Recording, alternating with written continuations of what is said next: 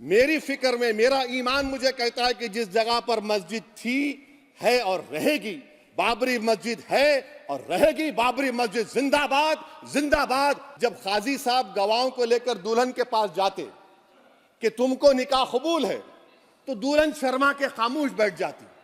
तो इनकी खामोशी रजामंदी की अलामत है। हबीब जलीब ने कहा था कि हुक्मरान हो गए कमीने लोग, खाक में मिल गए नगीने लोग, हर मुहिब वतन जलील हुआ, रात का फासला तवील हुआ, आमिरों के गीत जो गाते रहे वही नामो दाद पाते रहे, रहजनों ने रेजनी की थी, रहजनों ने रेजनी की थी, रहबरों ने भी क्या कमी की थी।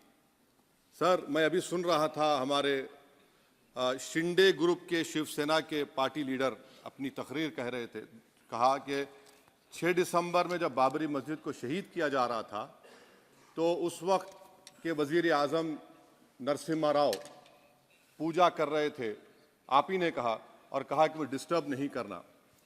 तो ये बड़ा अजीब मौका है कि बीजेपी की ताईदी पार्टी ये कह रही है कि नरसिम्हा राव ने कहा कि मुझे डिस्टर्ब मत करो, मैं पूजा कर रहा हूं, और जिसने रथ यात्रा निकाला, इन दोनों को मोदी सरकार ने इस मुल्क का सबसे बड़ा सिविलियन अवार्ड दे दिया, सबसे बड़ा सिविलियन अवार्ड दे दिया। तो ये बताता है कि इंसाफ जिंदा है या जुल्म को बरकरार रखा जा रहा है। तीसरी बात यह है कि सर, इस ऐवान में सियासी पार्टियां आएंगी चले जाएंगी, आप आए मैं आया हम भी चले जाएंगे, मैं जमीन की गिजा बन जाऊंगा, ये ऐवान तो बाकी रहेगा। मगर सर, मैं ताजुब कर रहा हूं कि लोकसभा मुख्तलिफ आवाजों में कैसे बोल सकता है। लोकसभा तो एक ही आवाज में बोलना चाहिए, और लोकसभा भी भारत के संविधान आइन के बेसिक स्ट्रक्चर का ताबे है। और सर, ये इसलिए कह रहा हूं कि 16 दिसंबर को ये ले कर देता हूं, 16 दिसंबर 1992 को इसी लोकसभा ने एक रेजोल्यूशन पास किया था।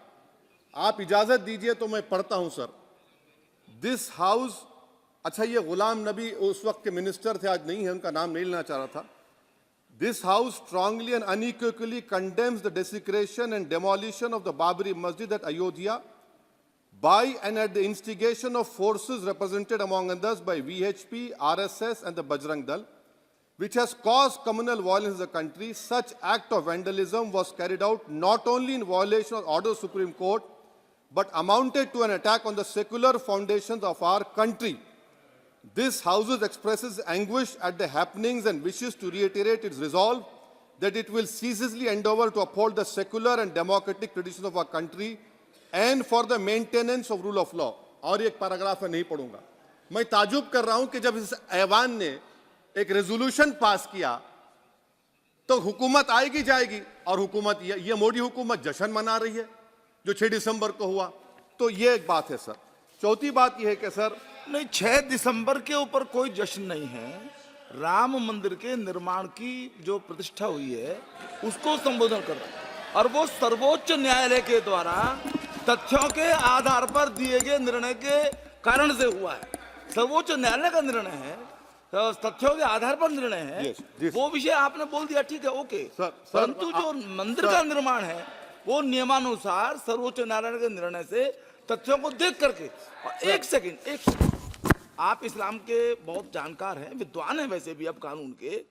यदि किसी अन्य धर्म के स्थान पर मस्जिद बनाई जाए तो शायद उसको मान्य नहीं किया जाता। अभी एएसआई ने, सुप्रीम कोर्ट ने स्वीकार किया है कि वहां पर राम मंदिर था। तो इस विषय केवल यह है कि वहां पर राम मंदिर ठीक बना कि नहीं बना, वो विषय हो गया। तो कृपया इस पर यदि आप कुछ बोले तो बोलें प्लीज। सर, मैं आपको गलत साबित कर दूंगा सर। और मैंने रुक तो जाइए बड़ी इज्जत के साथ सर, मैं आपकी बड़ी इज्जत करता हूं सर। आपको मैं कोट कर रहा हूं सुप्रीम कोर्ट का जजमेंट, पैराग्राफ 1222 रोमन 17, उसमें लिखा गया है the destruction of the mosque took place in breach of the order status quo and the assurance given to this court. The destruction of the mosque and obliteration of Islamic structure was an egregious violation of the rule of law. Egregious का मतलब जो छोटी मोटी अंग्रेजी में आती है वो क्रिमिनल एक्ट कहा। और सर आपने कहा था कि वहां पर मंदिर को तोड़कर बनाया गया।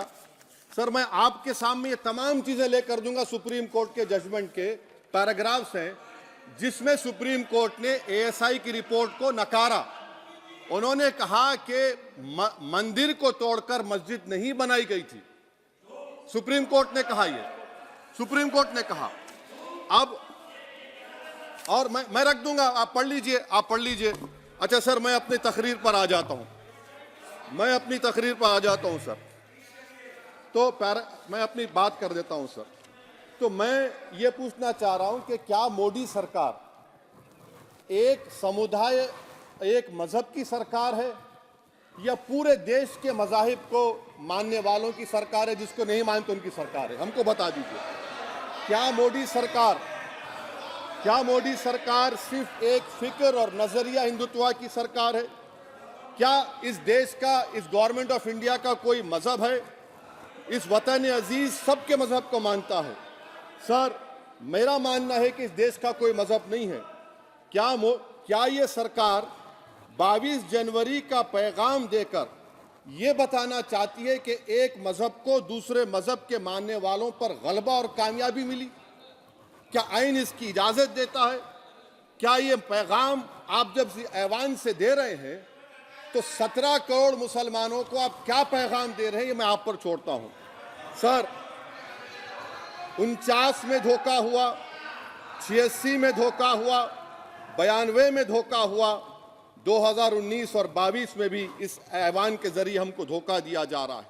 और अफसोस के साथ कहना पड़ता है सर कि मुस्लिम अक़लियत को हमेशा ये कहा गया कि तुमको भारत के शहरी बरकरार रहने के लिए एक बहुत बड़ी कीमत तुमको चुकानी पड़ेगी, और हम पर इल्जाम लगा दिया गया। सर क्या मैं बाबर का स्पोक्स पर्सन हूं? क्या मैं जिना का स्पोक्स पर्सन हूं? क्या मैं औरंगजेब का स्पोक्स पर्सन हूं? बताइए सर, आखिर मैं कहां तक आप मुझे लेकर जाएंगे? दूसरी बात यह है सर, दूसरी बात यह है कि फिर 6 दिसंबर के बाद देश में फसाद हुआ, नौजवानों को टाडा में डाला गया जो बूढ़े होकर निकले।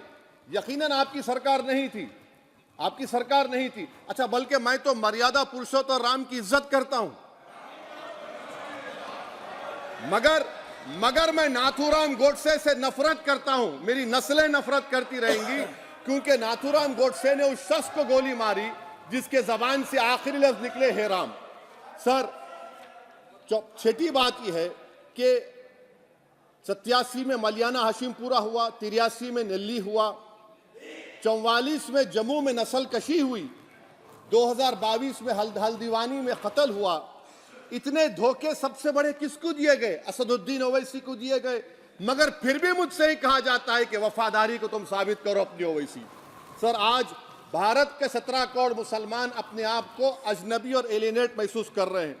मैं बहुत बड़ी नाइंसाफी होती है, सर ये कोई तारीखी नाइंसाफी को इंसाफ नहीं किया जा रहा है। स्पीकर बल्कि सर, अंग्रेजी में स्पीकर सर केवल एक प्रश्न का जवाब ओवैसी साहब दे दें कि बाबर को वो आक्रमणकारी मानते हैं या नहीं मानते?